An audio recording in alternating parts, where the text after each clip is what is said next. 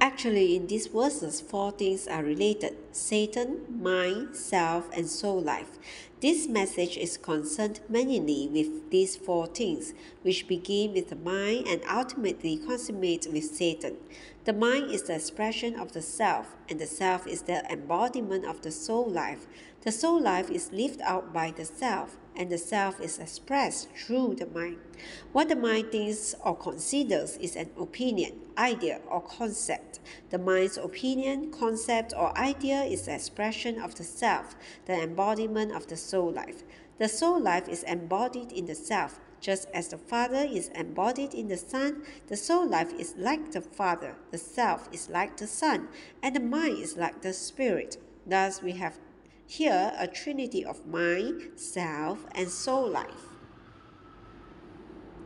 The soul life, the source, is embodied in the self, which is expressed in the mind.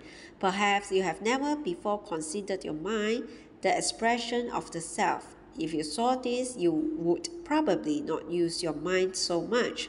Your opinion is the expression of yourself. Beware of your opinion, for it is not a positive thing. Natural opinions, concepts, ideas, and thoughts are negative things, for they are the expression of the self.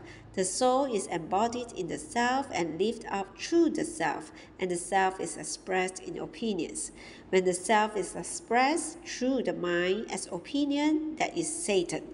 I have learned to be afraid of my opinions. During the years, I have been enlightened to see that the natural opinion or concept is the incarnation of Satan. If this were not so, how could the Lord Jesus have rebuked Peter and called him Satan? The first time I read this in the Bible, I was shocked. In verse 23, Peter and Satan had become one in Peter's selfish opinion. Peter's opinion was Satan. To repeat, the soul life is embodied in the self, and the self is expressed through the mind. When the mind expresses an opinion, that is the incarnation of Satan. Have you ever realized that often your opinion has been the expression of Satan? I doubt that you have ever understood the matter in this way. It is crucial that we see that our natural opinion is the incarnation of Satan. Nothing damages your Christian life more than your opinions. The expression of the natural opinion is the product of satanic inspiration. Because your natural opinion comes from Satan's inspiration, you need to beware of it. If you use your mind excessively, the Lord Jesus will call you Satan. If you exercise your mind too much, you will be the expression of Satan. And the Lord Jesus will say to you, "Get behind me, Satan." To take the way of the cross, to enter into glory, requires that we not use our mind in a natural way. We must deny the self, bear the cross, and follow Christ. I do not believe that anyone who exercises his mind in a natural way can be a good follower of Christ. When we exercise our mind too much, we do not follow Christ. Christ is not in our mind but in our spirit.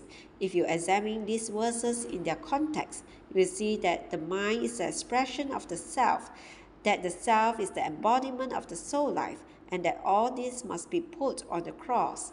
In verse 24, the Lord says, "If anyone desires to come after me, let him deny himself and take up his cross and follow me." The cross is not merely a suffering, it is primarily a killing. It kills and terminates the criminal. Christ first bore the cross and then was crucified. We, his believers, have first been crucified with him and then bear the cross today. To us, bearing the cross is to remain under the killing of the death of Christ, for the terminating of ourselves, our natural life, and our old man. In so doing, we deny ourselves that we may follow the Lord. Many Christians have a mistaken concept of the cross. They think that the cross is just for suffering. In this section of the word, however, the cross does not denote suffering but killing.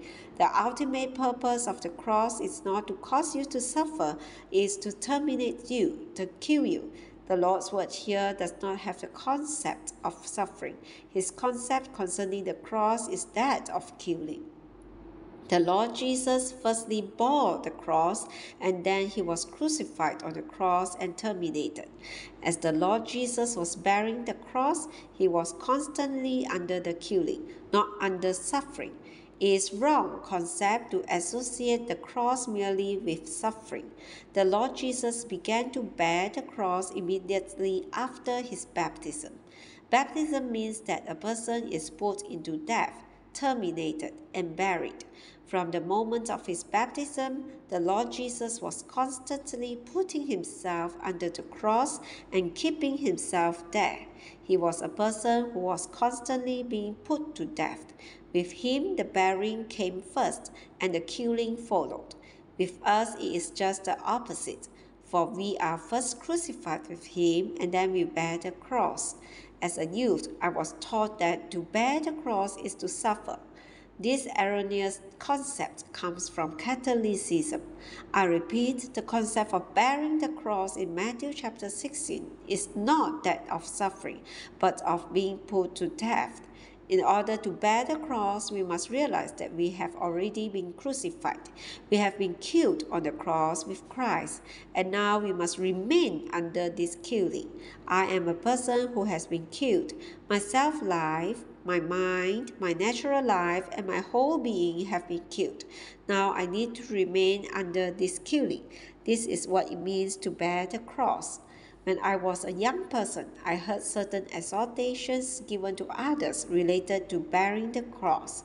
A wife who was suffering the unkindness of her husband was told to bear the cross. In other words, she was told that to suffer the unkindness of her husband was to bear the cross. But suffering cannot build up the church.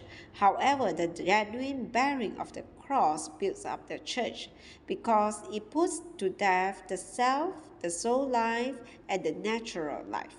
We all have been buried, baptized, and terminated. Now we need to stay in this termination. This is to take the way of the cross. A dead man has no opinion. It is impossible to bend his mind because his mind no longer functions. If your mind can be bent, it means that it is still alive, active, and aggressive. If you try to bend the minds of those buried in the cemetery and they could speak, they would say, "You have come to the wrong place. We all are dead and our minds have stopped functioning. There is no need for you to come to bend our minds. If we bear the cross, we shall be like those buried in the cemetery. We shall remain in a state of termination and lie there until death." This is the correct meaning of bearing the cross. In Matthew chapter 16, Peter was very active and aggressive. On the one hand, it is good to stir up things by being aggressive. However, all the quick brothers need to be killed. I love the quick ones, the bold ones, the troublesome ones, because they stir up things. If there were no brothers like this in the lost recovery, no one would cause trouble. Because of brothers like this, there are always troubles in the recovery. Without these troubles, the Lord Jesus could not be revealed to such a great degree. Eventually, however, the Lord called Peter the quick one, Satan. All the quick Peters must be terminated. They need to be killed and stay under the killing of the cross. Otherwise, there will be no way for the church to be built. Today, the pathway to glory ultimately means to put ourselves to death.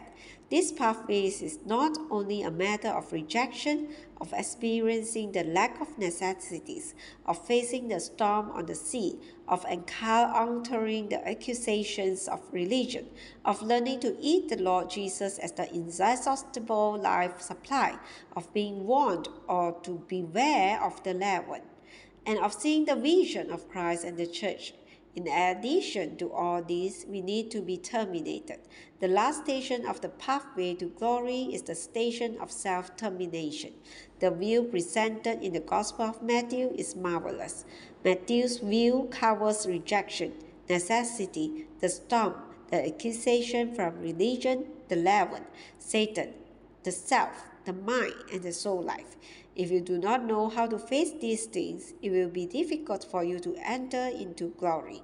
The last step before entering into glory is the termination of the self.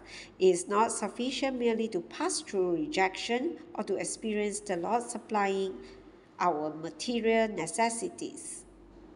Also, it is not adequate to endure the stormy sea, to deal with the religious accusation regarding our things, to feed on Christ, and to beware of leaven.